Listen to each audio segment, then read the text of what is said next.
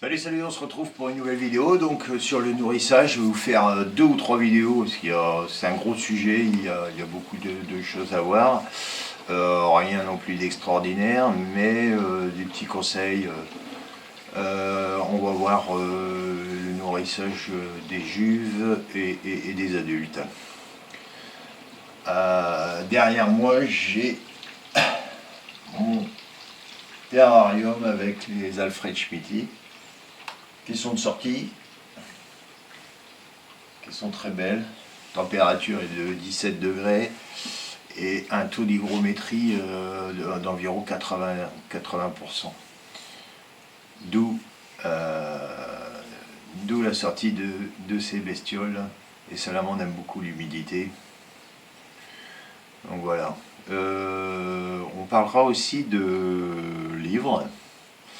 Alors peut-être pas dans cette vidéo, mais dans la prochaine. Certains livres de référence que je vous conseille. Et puis voilà, une petite parenthèse, un grand merci pour vos likes. Pensez à vous abonner. J'ai mis un peu plus de temps que d'habitude pour faire cette vidéo. Et du coup, comme c'est pas régulier, le fait de liker et puis d'activer la cloche vous rappellera qu'il y a une vidéo de sortie. Voilà, merci beaucoup, à tout de suite pour le nourrissage. Bien, on va mettre un petit peu de grillon. Donc là, c'est du grillon numéro 2. Donc ça, c'est très bien pour les petites juves. Là, en l'occurrence, là, c'est une Popéi.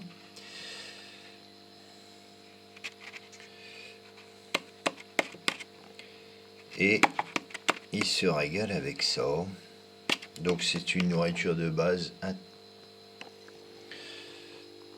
très intéressante pour eux, parce que c'est assez vitaminé, c'est pas trop gras. Contrairement aux enquitrets. Je leur donne aussi des moucherons. Donc grillons moucherons. Donc il existe des grillons de taille 1, plutôt sur commande. Et après j'ai aussi du 4 pour les salamandres Alfred Schmitty par exemple.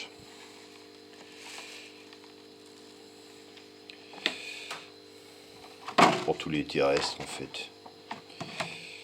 Bon, par contre ça se noie facilement, dès que ça va dans l'eau ça se noie, alors ça c'est un peu l'inconvénient. Là dessus on a plein de pucerons. J'ai récupéré des feuilles de cerisier qui étaient pleines de pucerons. C'est toujours intéressant pour des tout petites. On va regarder un petit peu comment elles sont là-dedans. Ouais, elles sont pas maigres. Donc les pucerons et les... Oui, elles sont même plutôt grosses. Ce qui veut dire que pucerons et grillons, ça suffit à les nourrir. Donc ça, ce sont des Popéi aussi.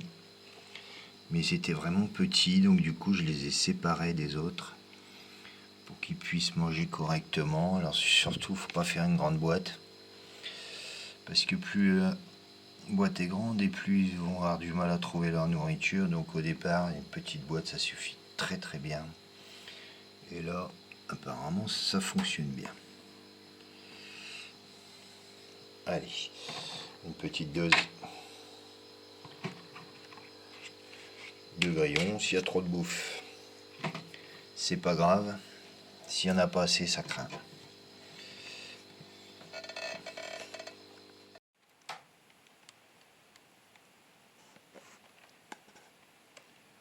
Un petit grillon. Pourquoi pas?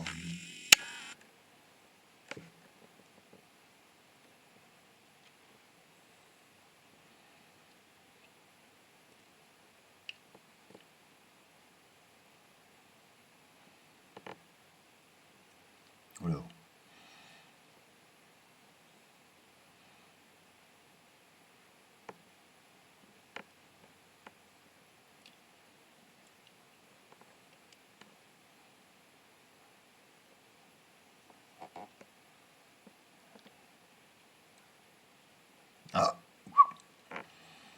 Il l'a loupé.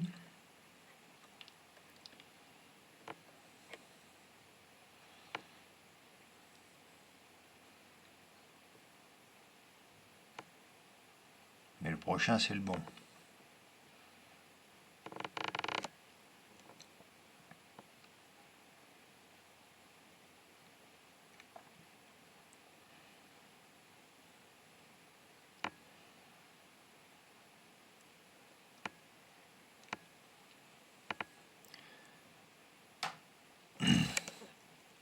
Du coup, il s'est planqué.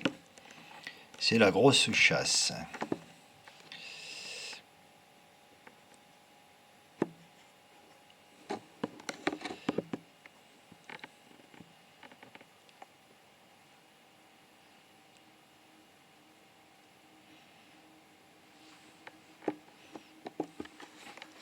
Je ne sais pas si on va le voir avec le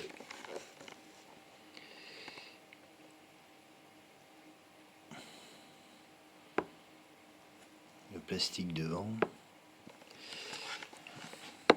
Voilà, celui-ci quand même particulièrement beau.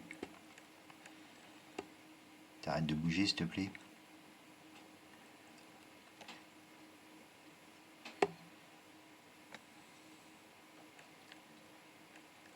Très coloré celui-ci. Hein.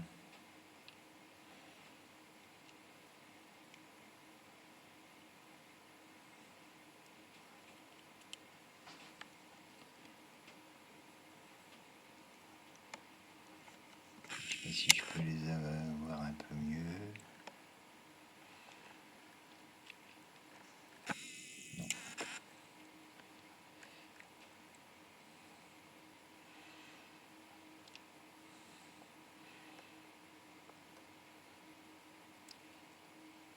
Ok. Bien, on va procéder au nourrissage avec les petits vers de vase, n'est-ce pas? Alors moi les vers de vase, donc je les utilise que pour les petits terrestres ou aquatiques, mais surtout pour les petits. Je distribue à la seringue, ça évite d'en mettre de trop.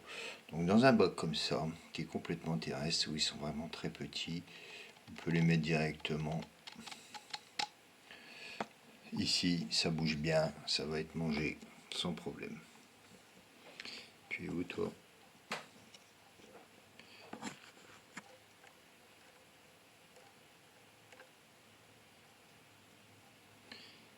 Ça, ce sont de tout petits cantos. Ou alors, dans un bac un peu plus grand, pour des bestioles un peu plus grosses du reste. Dans un couvercle, ça marche très bien, ça va leur plaire. Ça, c'est clair qu'ils vont voir ça très très rapidement. Et ça va le faire, bien entendu.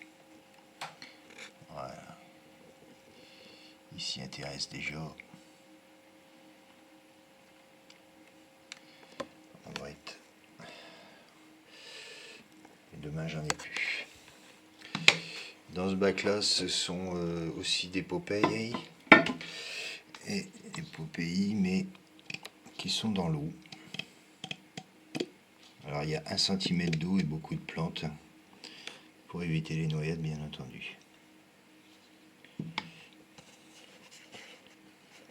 Voilà.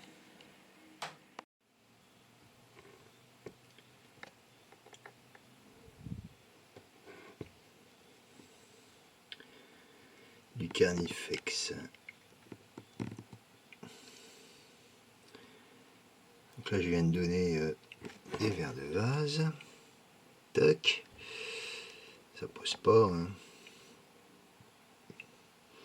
Surtout pas d'en donner trop, hein, parce que comme tous ces animaux là sont gourmands, ils peuvent se faire plus de mal qu'autre chose. Voilà. Donc là du Daphné. Donc ça c'est très bien parce que dans les Daphné il y a des petits, des gros, donc ça va un petit peu pour toutes les larves de taille. à partir de 1 cm, on va dire, comme ça par exemple. Ça c'est un Cristatus qui a éclos il y a 2 ou 3 jours.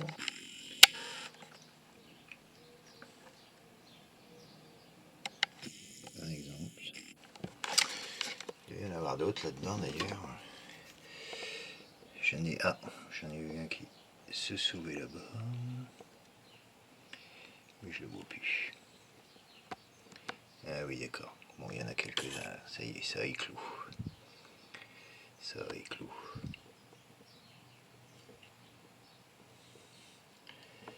Est-ce qu'on le voit à droite de la feuille?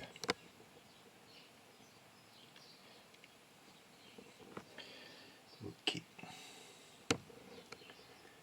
Aussi. Voilà. Donc ça intéresse tout le monde. Les daphnis, ça se nourrit d'algues vertes qu'il y a dans l'eau. Et du coup, si c'est pas mangé, ça peut même se reproduire sans problème. Ou après, il faut trouver une mare avec du daphni et puis y aller tous les 2-3 jours. Si vous avez la chance d'avoir une mare, j'en ai pas dans mon coin. Enfin, j'en ai pas encore trouvé en tout cas. Du coup, je les achète par 10, bon, une fois par mois, pour avoir un petit complément alimentaire, au cas où j'aurais pu d'enquitrer. Là, ce sont mes boîtes d'enquitrer. Donc j'ai acheté une souche, j'ai perdu la mienne, donc j'ai acheté une souche récemment. Alors ça fonctionne, mais c'est pas flagrant. Faut attendre un petit peu. Je mets croquettes chat, des épluchures de légumes genre carottes, courgettes. Ça c'est du melon. Alors là je les ai laissés exprès ouverts pour que il y ait les moucherons qui viennent pondre dessus aussi, parce que les tout petits asticots de moucherons c'est très intéressant pour les juves aussi. Donc du coup ça rentre pas trop en concurrence avec les enquitrets et ça fonctionne très bien aussi. Donc ça je vous conseille. Alors évidemment moi je suis dans le garage, donc ça va bien.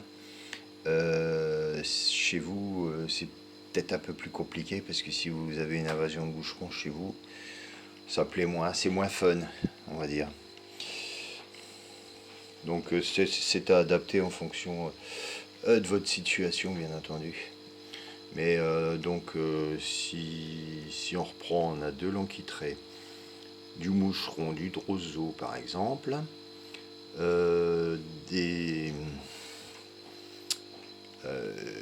du grillon.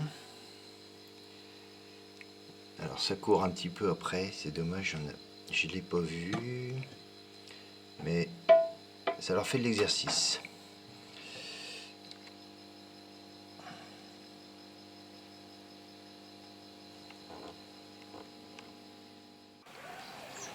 Bien, voilà pour la première partie du chapitre nourrissage.